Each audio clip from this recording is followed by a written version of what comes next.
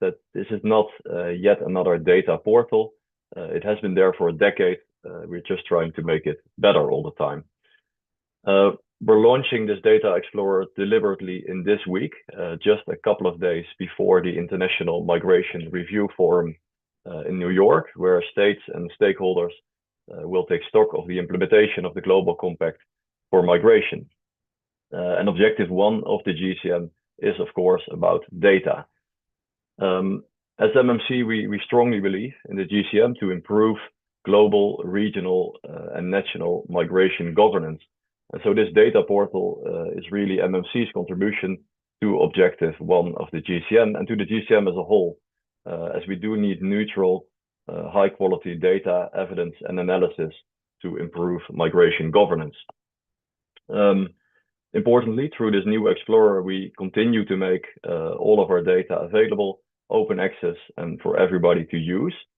And if you do need more advanced analysis, we also have a system where you can contact us for more detailed information through our information request system.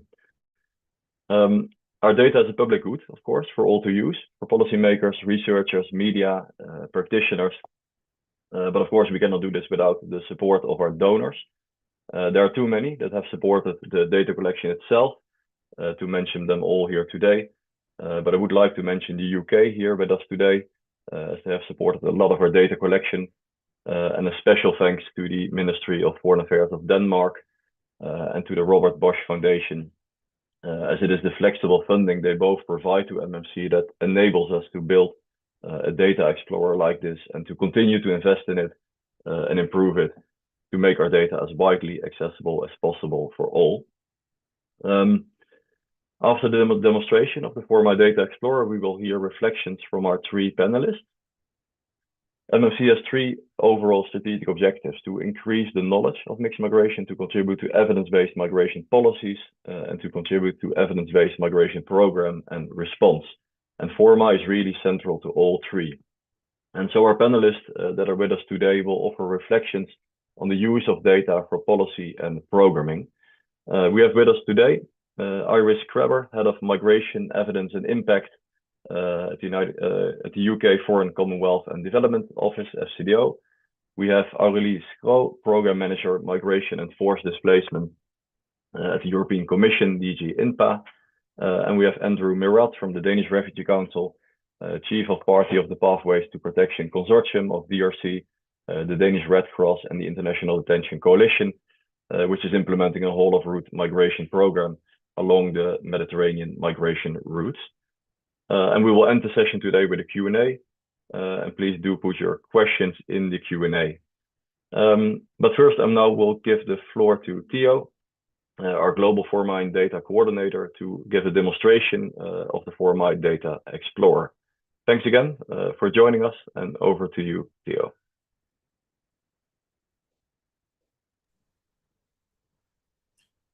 Thank you, Bram, and hello, everyone. Thanks so much for making time to participate in this launch of our new data FORMA Data Explorer. As Bram introduced, I'm Theo Vicarelli. I'm the FORMA Data Coordinator at MMC, and I'm happy to show you around our new dashboard today. This FORMA Data Explorer has now replaced the old FORMA Interactive that some of you may have used in the past. So firstly, as Bram also mentioned, this dashboard presents and allows you to interact with MMC's primary data on mixed migration, which is our FORMA migration data. And this is data globally collected with refugees and migrants on mixed migration routes around the world through our standardized FORMA survey. And the dashboard, as you see it, is feeding on almost 100,000 surveys collected since 2019, although there was an almost year-long interruption in 2020 when a specific COVID survey was implemented instead. And this data that you will have the occasion to explore was collected in 39 countries over the 7-year period from 92 different nationalities. So let's get right to it. First thing, the dashboard is available in 3 different languages, which you can select here, English, French, and Spanish. And this is the dashboard landing page, where you find a data overview map, which shows where for my data was collected. So in the purple circles, if you hover, you will have the figures of data collected in each country, and the nationalities of respondents in the green shade. If you hover, you see the numbers as well. These are also the 2 filters through which you will define your sample of interest, by defining either both countries of nationality and country of interview, or one. On the left, you have all the themes that are covered in the dashboard and that you will be able to explore. So I'm just going to use an example. Let's say that we are interested in looking at the migration drivers of respondents from the Horn of Africa. In this case, I would go into my country of nationality filter and select respondents from Djibouti, Eritrea, Ethiopia, and Somalia. In this case, we want to include all respondents of these nationalities, no matter where they were interviewed. So I won't specify any country of interview here, and I will proceed into the dashboard.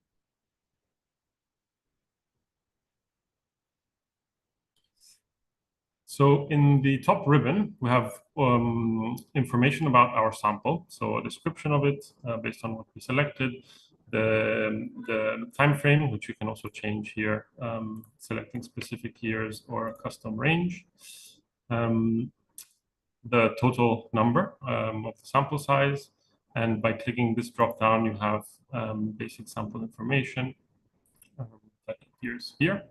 Additionally, if you click on your sample here, you will have more demographic data that you'll be able to explore. In the top ribbon, you're also able to change your sample nationality while you're interacting by clicking on the change button. So we unfortunately don't have time to go through all sections, but as we said, we're interested in knowing about drivers of migration of our sample from the Horn of Africa. So let's click on the drivers of migration thematic page.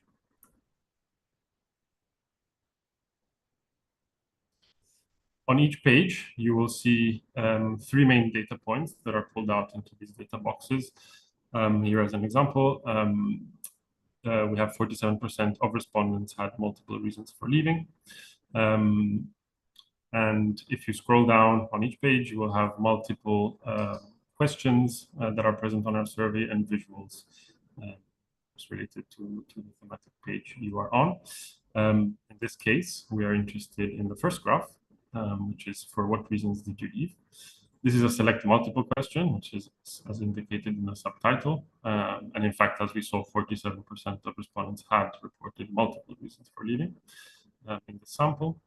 But on the graph itself, if you hover, you will see the percentage and the number of respondents who selected this option. And just above, using these buttons here, you can also disaggregate the data by these variables. So gender, age groups, nationality, and country of interview. So if, for example, you have found well, the answer to your question and you want to use the specific graph that you've generated through your sample and disaggregation, you can scroll down to the bottom right of the graph and download it in 3 different formats. So for example, if you want an image of the graph, you can download the PNG format. Otherwise, you can also download the graph's data in either CSV or JSON format. A new addition to the list of themes that we cover is the climate mobility page. So I would like to show you it. A first thing that is actually always interesting when trying to understand the role of climate in migration is how it is often an indirect driver and therefore not immediately cited as a driver when we ask for reasons for deciding to leave. And in this case, we see that 20% of respondents had selected climate-related factors when asked about general drivers of migration, so the question we saw previously. But it is recognized as having an influence when a prompting question is asked specifically about it. And we see here that when asked, did natural disasters, the climate, or other environmental factors play a role in your decision to leave? Actually, it's more than double the proportion of respondents who selected. And scrolling down, we will be able to explore the types of climate or environmental factors and the way in which they affected our respondents. Now, another functionality to mention of the new dashboard is that in case you want to share a specific page of the dashboard with a colleague, for example, you can directly share this URL, and it will bring it to exactly the same thematic page and sample selected that you will have. Now, let's have a quick look at the dangers en route page, which has also changed quite a lot in this new iteration. Maybe this time we're interested in looking at the dangers faced by West Africans traveling north. So we would either change directly here or go back, return to the map by clicking on this button. So we can choose a few nationalities, numerous from West Africa. Let's go with Burkina Faso, Cote d'Ivoire, Niger, and Nigeria, for example. And we want to specify that we are interested in those interviewed in Europe and maybe North Africa. Proceed. So in this case, we have 5,000 respondents in our sample. And the first visualization is a map which shows the share of respondents that reported a protection risk out of all respondents who went through that country. So here immediately we can see that, for example, Algeria and Libya have high percentages of respondents who went through the countries, either as country of departure, as country of transit, or as country of interview, who reported risks. So in Algeria, for example, it's 66% of the sample. In Libya, it's 61%. In the other countries, it's slightly lower. This is for any mentioned risk. However, we can also define the specific risk in this dropdown. So, for example, if we want to look at cited risks of detention, we can click and we would have the same statistic for each country that the respondents went through. Now, scrolling down, you'll be able to explore the data in graph form, and for variables where certain disaggregations we thought would be useful, in addition to the 5 disaggregation variables that are present on all graphs, we have added these. So, for example, here we can also disaggregate by whether a respondent used a smuggler or not. And here we see actually that there's a very big difference between those that used the smuggler and those that didn't. In this case, it also may be because those that may have that have used the smuggler may have gone through more dangerous routes. And below you have other variables to explore. Since we talked about smuggling, let's also quickly look at the smuggling page. So let's say we are now interested in smuggler use along this route and the types of services that smugglers provide on the route. The first data box presents how many respondents have used a smuggler at some point during their journey. So it's 75% in the sample, quite high. The first graph shows us whether one was used for the entirety of the journey or multiple different smugglers, or one for only part of the journey. Here we can also compare by respondents that were traveling with children or not. And as you can see here, the differences are not stark between the two groups on this route. On the next graph, we can see the services provided by smugglers, which, as you can see, are not limited to transit across borders. And here we could also play around with the disaggregations if we want to see the difference between services provided to our men and women respondents. Click here, and again, you can actually see that accommodation, food, and water were more often provided to the women than to smugglers. That's also the last section I wanted to show you is the current needs and assistance. Let's say this time we want to look at the needs and assistance, current needs and assistance needs of refugees and migrants in Turkey. So I would not select any nationality. I would select Turkey as country of interview.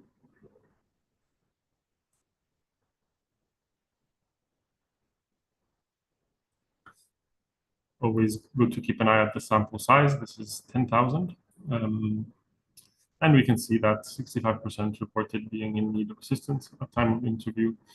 We can see that it is similar across gender. We can see that it is higher among respondents that were traveling with children. And below, we go a bit more in depth into the types of assistance needed. So you can see that half of those in need of assistance specify legal assistance, for example. We can look by nationality and notice that Iranians and Pakistanis most often reported needs for legal assistance, while, for example, Syrians more often cited cash or shelter. We then also have data on where assistance was most needed on the journey but was not accessible, and the types. But in the interest of time, I will stop here. I hope this demo has sufficiently outlined what we can do with the dashboard and its functionalities.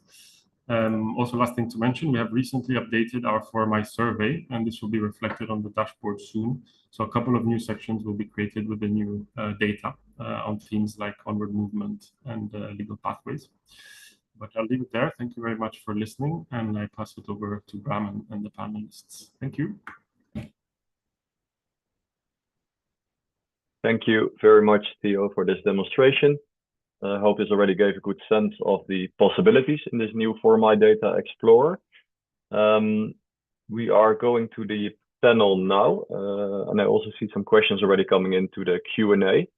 So maybe just to quickly answer those before we go to the panel, because it links to what Theo was just saying and what I was about to say as well. I mean, first of all, that we update our portal on a quarterly basis. So not all the time, because of course there's a process of data cleaning in between before the new data will go into the portal. So that happens quarterly. Also to say that this year we launched a new, slightly updated, revised survey. We use the exact same survey in all countries, but we have added some new sections, and that links also to some of the questions in the Q&A. So what's going to be in there is more information on the impact of policy on people's decision making, including, for example, also pushbacks that people face along their journeys, as well as more information on onward movement decision making. So why do people move on from an initial country to another destination along the route? And I think that links to some of the questions we're already seeing in the Q&A. So there will be new sections added once we do our upcoming update in a couple of weeks from now. Great. As I mentioned in the beginning, we aim with this data to influence policy and response and program. So we're going to hear from our three panelists now, and I would like to turn to you first, Iris, as I think that's where you are. You are working on this intersection of data, evidence analysis, and policy within the UK government. So Iris, the floor is yours for some reflections. Thanks for joining us. Thank you, Bram. And you've seen from the applause that this is a fantastic tool and you're doing a fantastic job. So I have absolutely nothing to add to the substance. It's exciting. I played around it with a little bit yesterday, and I had a few aha moments, although I thought I knew quite a bit of this. So there is a lot in there that most of us haven't really appreciated that. So thank you for that. Yeah, as you said, Bram, I, with my new team, work on the boundary between policy making, programming, politics, and the evidence. And why is that? Our ministers, when they came in, said they are not really convinced that in such a politicized area, they are always faced with the best data and best evidence choices to make decisions. And they wanted this to change. And this is why the UK government now has a strong push on using the best data and evidence available. And so this is a fantastic tool to add. It also reminded me of a book launch, an academic book launch I attended last night. What is immigration policy for? And one of the veterans of the migration debate there belabored the last 25 years and said, you know what, when I started working on this area, the data and evidence landscape was just abysmal. And now everything is so much better. However, he said, and that was his political judgment, the policies are worse. So why is that? I don't think the debate concluded anything really robust other than this being an area that's highly politicized and subject to sticky paradigms. It's also, and I'm speaking from the policymaker's perspective now, that there is so much that, and lots of it is shaded with preferences and political statements, sometimes outright manipulation, that it is really, really difficult for the data and evidence to cut through. So my thinking would be that this hugely valuable tool is fantastic, and I think quite a few will go on there. But it is also good if you can, as MCC, keep projecting out key messages. Yeah, what is astounding in this one? And then in a targeted way, I know you already do that fantastically, but the more bite-sized, the better. You have no idea how time poor policymakers are these days. And then very often, especially when they get what they perceive as conflicting messages, they just fall back onto their preferred paradigms, which is often their political preferences. And then we have the old mess again, although we have such great tools and data. So that is something we would really love to support. So the more and the simpler, the better. Somebody said to me the other day, how can your team take away the complexity, make things straightforward? And I said, yeah, well, we'll try our best. It's still a complex systemic subject. And unless you're really able to and happy to engage with some context-specific evidence, you're not going to make a dent in the challenge. So this is something that I think we all need to work on. Take complexity, take complex data and evidence, and basically spoon feed them in plain language, simple messages to the decision makers. And that is an art, I think, rather than a science. If I may, I'll also speak a little bit about why our government is now really, really keen on using the best evidence and data possible, or more keen than ever before. You know there is a manipulation and an instrumentalization of migration for political ends, and they're really trying to fight this. At the same time, we have a global challenge in irregular migration that the UK government wants to end, to enable the system to provide protection to those that really, really need it, and to enable people to do what they want to do. And most, as you know, want to stay at home or nearer their homes. And nobody really wants to be subject to smuggling or human trafficking if they have choices. So this is something we would want to support better, and more broadly, make the global migration system fit for purpose for those that need it, so that it works for all. That sounds simple and is complex, but this is the effort and the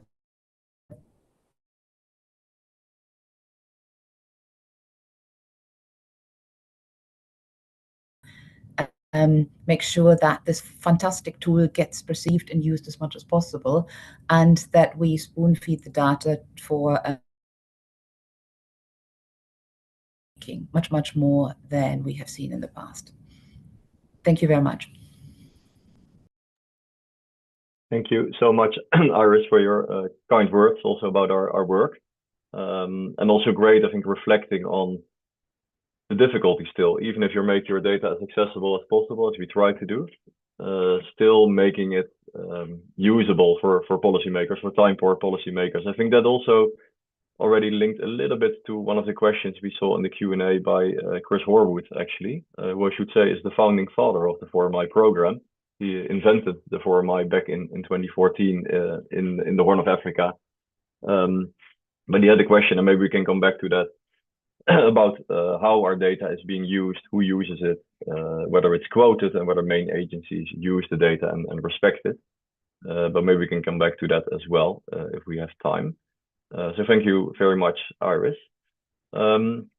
Next, I would like to go to you, Aurélie, if that's okay. In your role, I think you're very much somewhere maybe between policy and programming in your role in DG IMPA at the European Commission. So I would like to hear from you your reflections on the usefulness of this kind of data for your work. Thank you. Thank you, Bram, and dear colleagues, partners, and friends. It's really a pleasure to be here for this launch.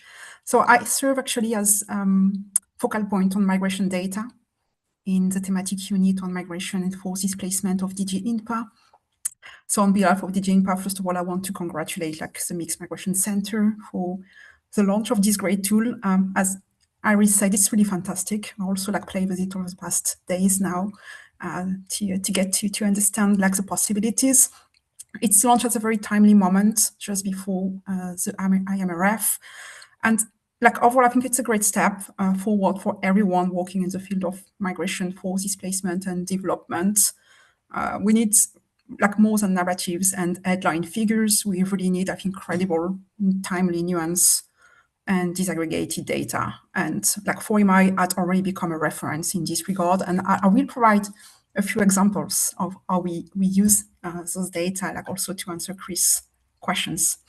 But very briefly, I think 3 thoughts, from a policy perspective, from an operational perspective, and then on the tool.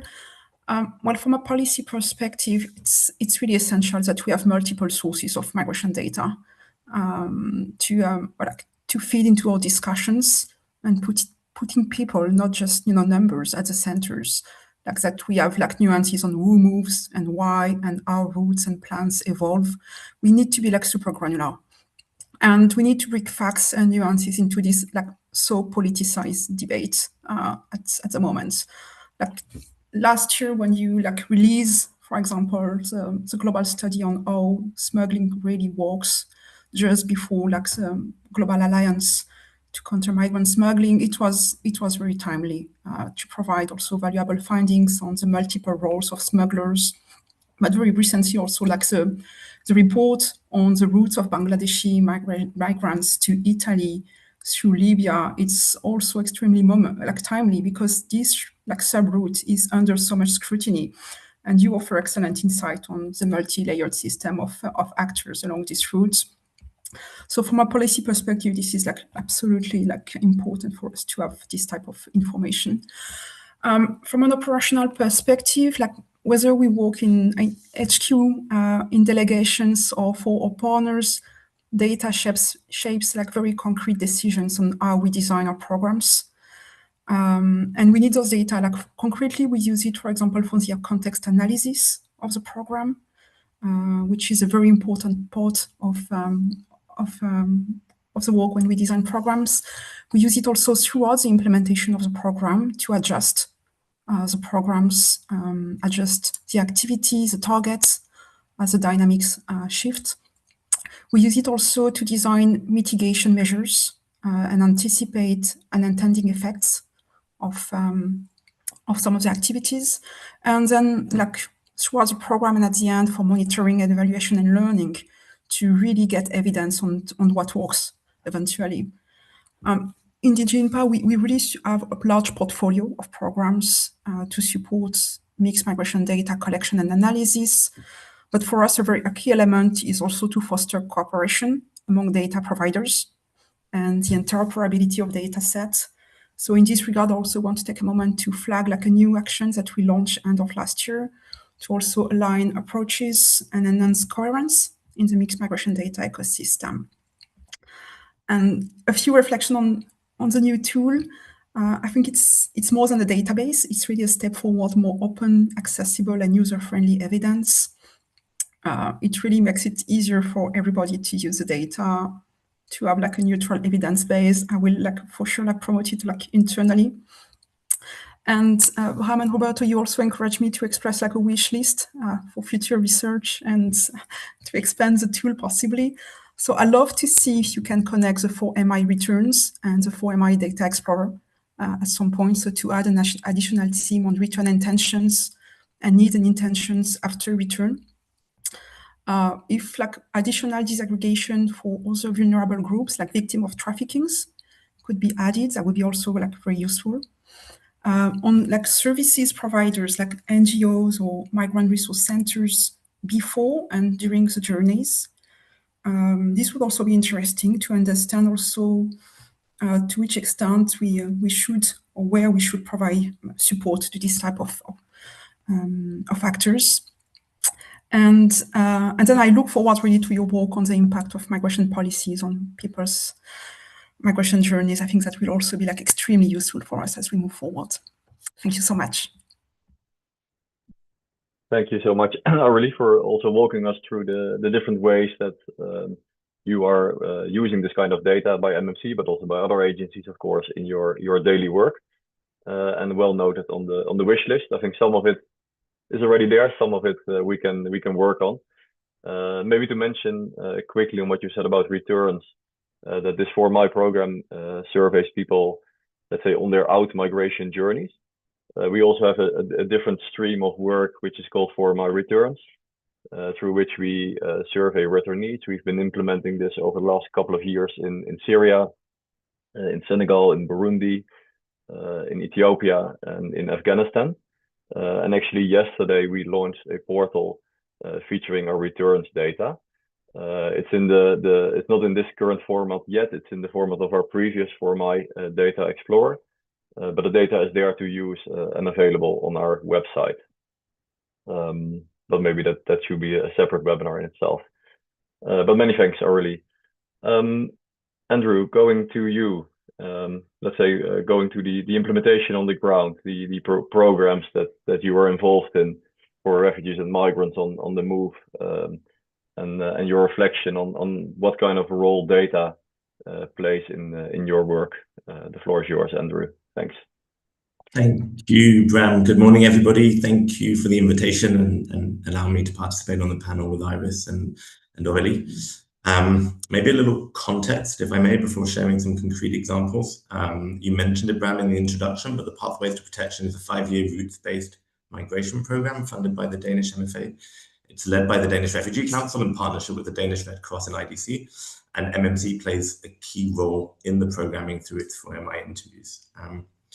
We believe that the only way to successfully implement a roots-based program is giving the field teams in the 10 countries where we implement the possibility, the means to understand their context in their specific countries, but also ideally the context in all the other countries along a similar migration route. So that's the needs, the risks, the intentions of people on the move along those routes.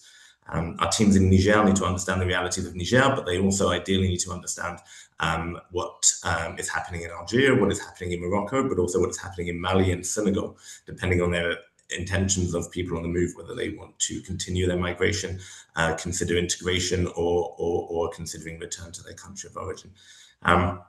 So to do that, to ensure that knowledge across so many changing contexts, we need to be able to regularly collect reliable evidence and to share that evidence. And I think that's what, through this short demonstration of Theo, we can see that the data tool will help us to do.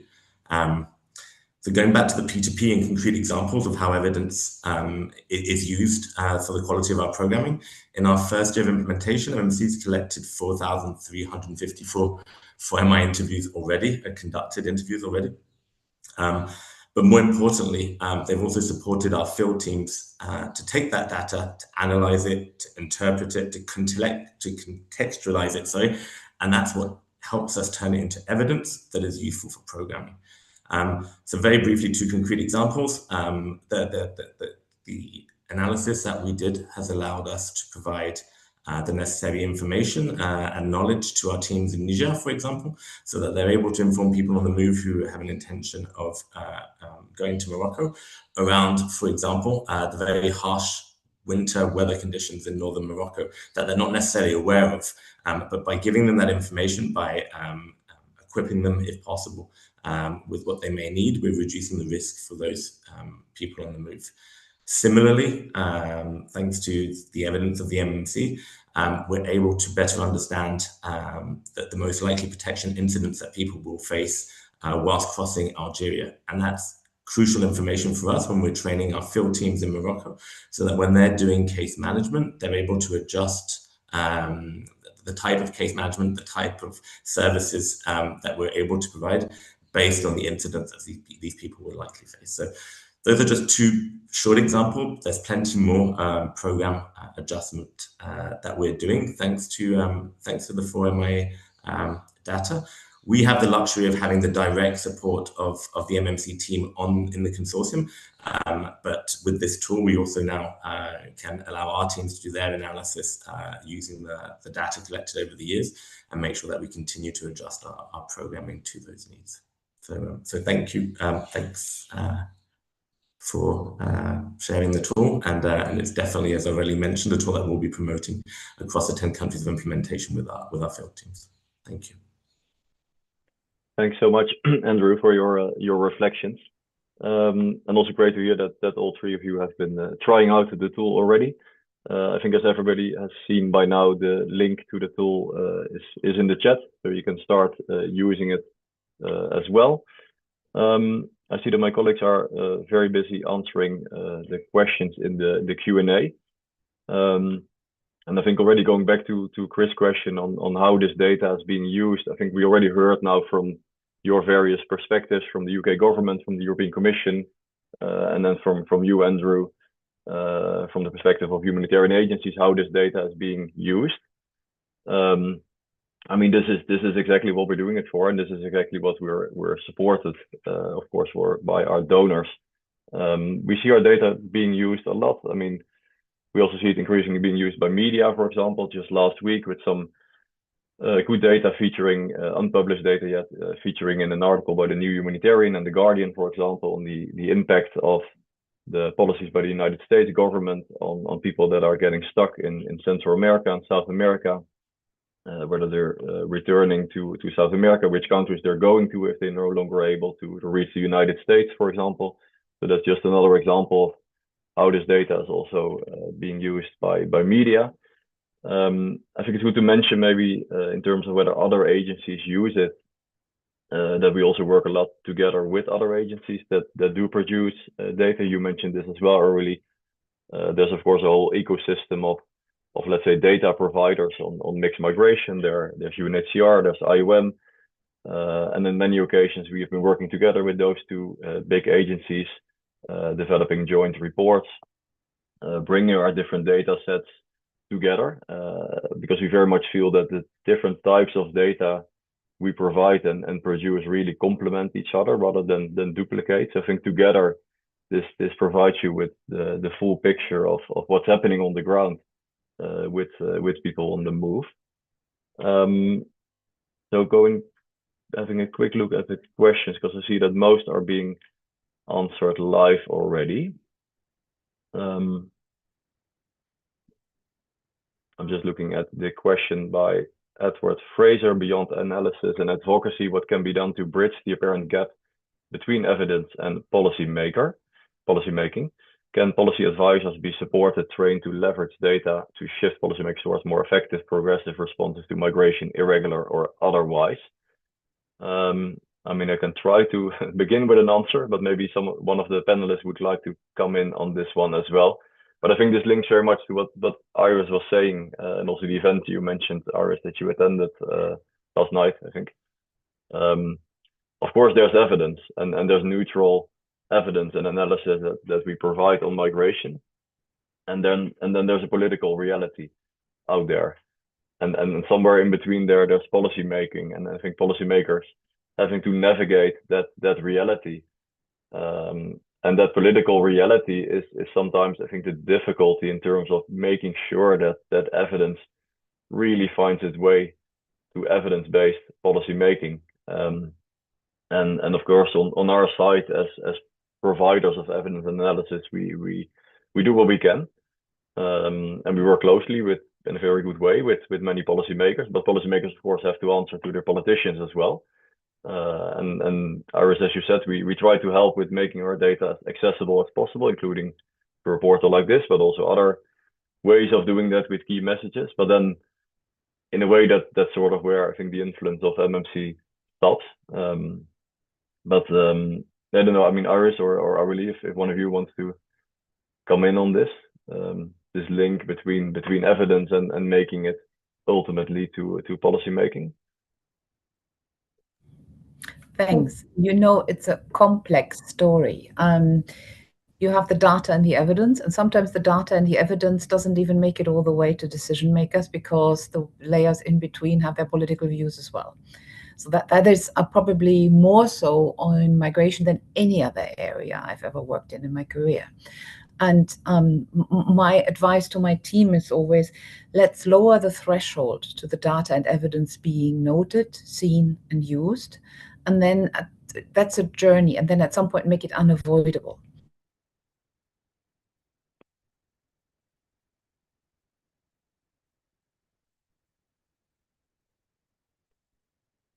Looks like you froze, Iris. I don't think we can hear you. I see other people shaking their head. That converge around. Can you hear me? It just broke for 20 seconds or so. Yeah, apologies. Let me repeat. With all that, we need to be aware that politicians need to marry different interests, which often converge around migration, and then they need to trade off those interests against each other. At the same time, we owe it to them for the best data and evidence to be available. And that reminds me of the conversation we had with ministers last year, when they said they want everything that they say and do to be based on the best evidence available. And I thought, that sounds great, but really, you need to make political decisions. And they said, no, we want you to assure me that the choices I am being presented with are actually based on the best data and evidence available. And that's our duty, to make sure this cuts through. And then they make their choices. If they're not always what we would personally want, well, we'll have to live with that. That's why they're politicians. But I think that's a journey that we need to travel, and we need to, be basically just on the cusp of, on top of the best evidence available. And then also ask the questions. For example, when I first looked at your data explorer, I thought, everybody will mention economic motivations. What about climate? Because the baseline, for example, in Somalia is so high. Bram, you and I would have long run away over all the climate challenges. Somalis' pain threshold is much higher. But then when you ask the follow-up question, that's why I said I have nothing to advise you to do better. You've already thought that through. Then all of that comes up. And those are narratives that need to become stronger to cut through, because they're not really making it through the evidence yet. Thanks. Thank you very much, Iris. Aurélie, do you still want to come in on anything? No, just perhaps on the point on training. So we do have trainings programs, of course, internally, because that was like also the underlying questions. And that covers the use of data and try to like understand, interpret the data. We'll see like how to now like further update, I think, this part of the module.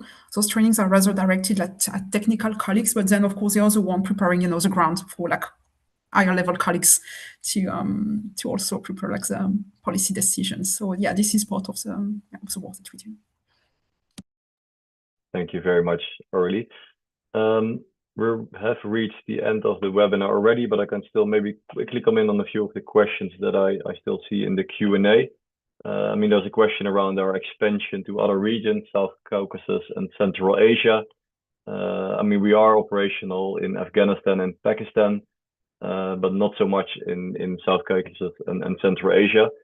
Of course, what we very much try to do with ForMI is also cover routes that receive less attention, maybe globally, because they're not routes running north, so to say. So we're pretty active, for example, on routes in Southern Africa, towards South Africa, but also towards Mayotte, Madagascar. But of course, we're also dependent on where we receive support to collect our data. So we would love to, but it's not always completely in our hands.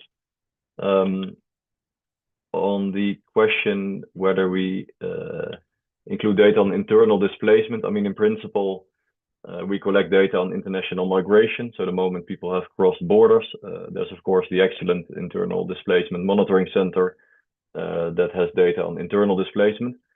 What we did do in our revised survey, and the data will be added to this portal, is to try to better capture that moment when internal migration or internal displacement becomes cross-border displacement or migration, and try to better understand what are the triggers of internal displacement leading to international migration. That's something we do try to capture. But if it's solely internal displacement, we don't really see that as the MMC's mandate. Then finally, there's also a question of how we handle the possibility that data could be used by bad actors and the protection. I mean, we have a lot of protection in place. Our data, even if you download it, is anonymous. I mean, it's impossible to relate that data back to a particular individual or identify a particular individual. So I think our data is well protected in that sense. Of course, when data is out in the open, whether that's through a portal like this or the way we provide data in our own written publications, there's always a possibility that people use that data, take it out of context, and maybe draw conclusions based on the data that are not necessarily supported by the data. I mean, that's something that can always be controlled only to a limited extent once it's out there. But I think the proper safeguards in terms of data protection, but also the protection of our respondents as well as our enumerators, that's all in place. So I think that has answered more or less all of the questions. And given that we're a few minutes over time already, I'm just looking quickly at the panelists if anyone still wants to come in with some final words before we close.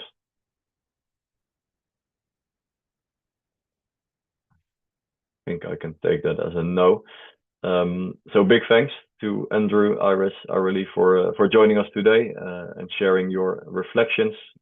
Thank you, Theo, for walking us through the new ForMI Data Explorer, and of course, big thanks to all the attendees to today's webinar. Again, the link is in the chat. You'll find it on our website quite prominently as well. So please use the data. That's what it's there for. Thank you very much, and wish you all a good day. Thank you.